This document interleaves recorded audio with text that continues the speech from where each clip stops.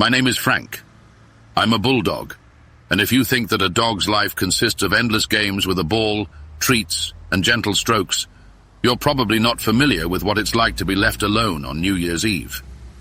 Today, I'll tell you the story of how my owner left for the holidays, leaving me alone at the shelter, and how I tried to cope with the emptiness and loneliness by exploring the world around me and philosophizing about the dog's life.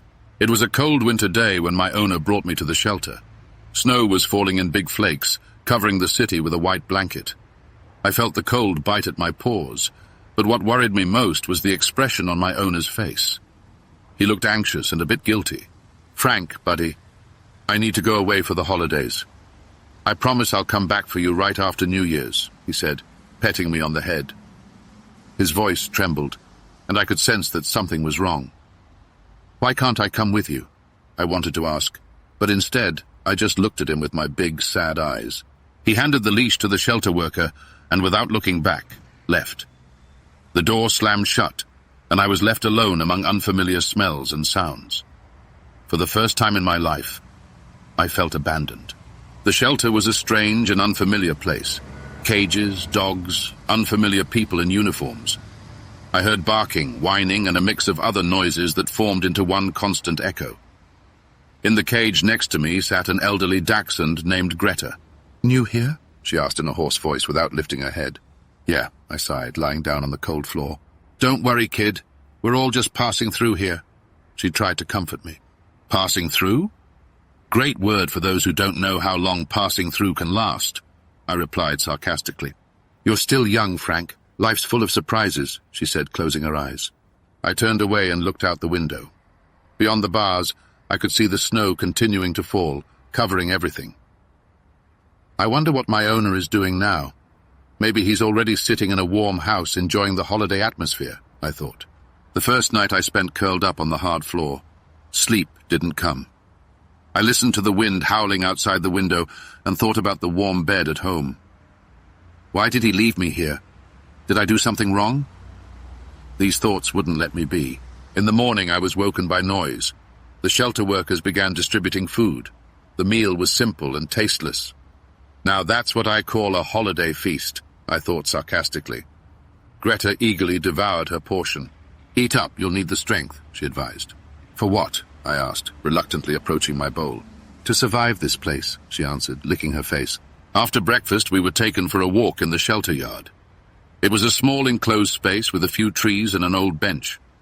Other dogs were running and playing, but I didn't feel like joining. I sat aside and watched them.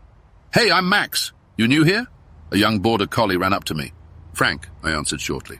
"Why so sad, Frank? It's a holiday today," he continued enthusiastically. "Holiday? For whom?" I sneered. "We're locked up here like unwanted things." "Don't be such a pessimist. Things will get better," he encouraged me. "Optimism is a great quality, Max. Too bad it doesn't always match reality," I replied, getting up and heading back to the building. The days passed one after another, and I started getting used to the shelter routine. But the feeling of loneliness and abandonment never left me. I often sat by the window, looking out at the street. People hurried by, not noticing us. One evening, when everyone was asleep, I heard quiet crying. It was a little chihuahua named Lily. I walked up to her cage. "What happened?" I asked. "I'm scared and cold. I miss home," she sniffled. "I understand, but you're not alone. We're all in this together." I tried to comfort her. "Thank you, Frank. You're kind," she said, calming down. At that moment, I realized that I wasn't the only one feeling abandoned. We were all in the same boat here. The next day, the shelter workers decided to throw us a little celebration. They decorated the yard with garlands and set up a small tree. Music played and some dogs began to have fun. "Look, Frank, this is awesome!" Max ran up to me. "Yeah, not bad," I replied, though I still felt the emptiness inside. "Let's play ball," he suggested. "Why not?" I agreed, deciding to at least try to distract myself. We started running and playing, and for a while I really forgot about my sadness. But then I noticed one of the shelter workers, Anna, watching me with sadness in her eyes. "Poor Frank. He misses his owner so much," she said to another worker. "Yeah, I hope he really comes back for him," the other worker replied.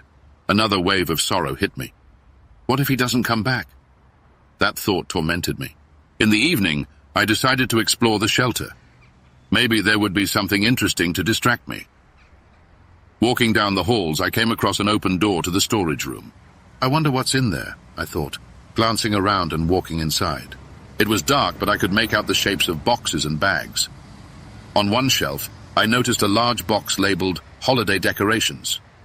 Curiosity took over. I opened the box and saw lots of colorful garlands and tinsel. Why not decorate our corner? The idea crossed my mind. I went back to the cages and called Lily and Max. Guys, I've got a plan. Let's make our corner a bit more festive, I suggested. That's a great idea, Lily cheered. But will they let us? Max asked doubtfully. Who doesn't risk, doesn't drink champagne, I smiled. We quietly began hanging up the garlands and decorations. Other dogs, noticing what we were doing, joined in. Soon, our hallway was glowing with bright lights. This is amazing, Lily marveled. Now it really feels like a holiday here, Max agreed. But the joy was short-lived. In the morning, the shelter workers discovered our little project. What's going on here? Anna asked in surprise, seeing the decorations. Who allowed you to take these things? Another worker asked sternly. We lowered our heads. Sorry, we just wanted to make the holiday, I said quietly. We appreciate your effort, but you can't take things without permission, Anna said more gently. But you know what? Let's leave it as it is. After all, New Year's is a time for miracles. That lifted our spirits. Maybe not everything was so bad. A few days passed and New Year's Eve arrived. The whole city was preparing for the celebration. We heard the sounds of music and laughter outside the shelter walls. I was sitting by the window again, watching the falling snow. Frank, are you okay? Greta approached me. Yeah, just thinking, I replied. About what?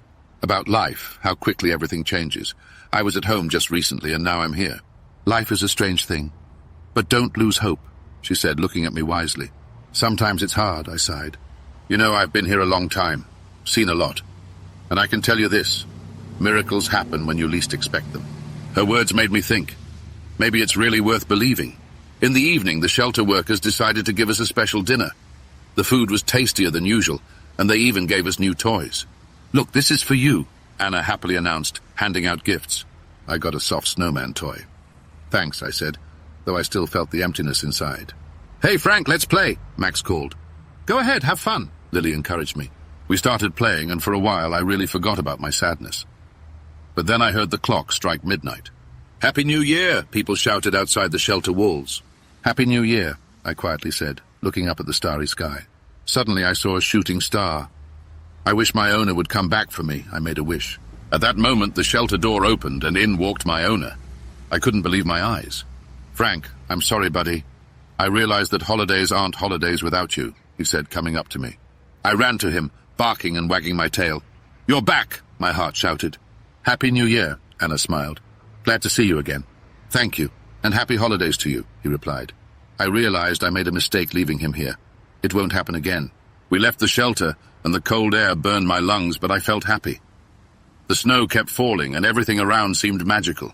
Let's take a walk before we go home, my owner suggested. We walked through the deserted streets of the city. The lights of the garlands lit our way, and in the distance, echoes of the celebration could be heard.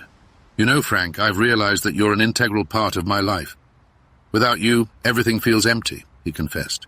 I licked his hand in agreement. Here, hold this, he said, pulling a new collar with a heart-shaped tag from his pocket. Now you'll always be with me. We returned home and everything was as I remembered. The warm fireplace, the soft bed, and the bowl with my favorite food. Welcome home, buddy, he said, sitting next to me. I lay down at his feet, feeling warmth and comfort. This is real happiness, I thought. This story taught me a lot. I realized that hope and faith can work miracles. Despite difficulties and disappointments, you can't give up. I'm grateful to my friends in the shelter who supported me, and to my owner who realized how important we are to each other. If you ever think of leaving your pet alone for the holidays, remember how much we miss and wait for you. For us, you are the whole world.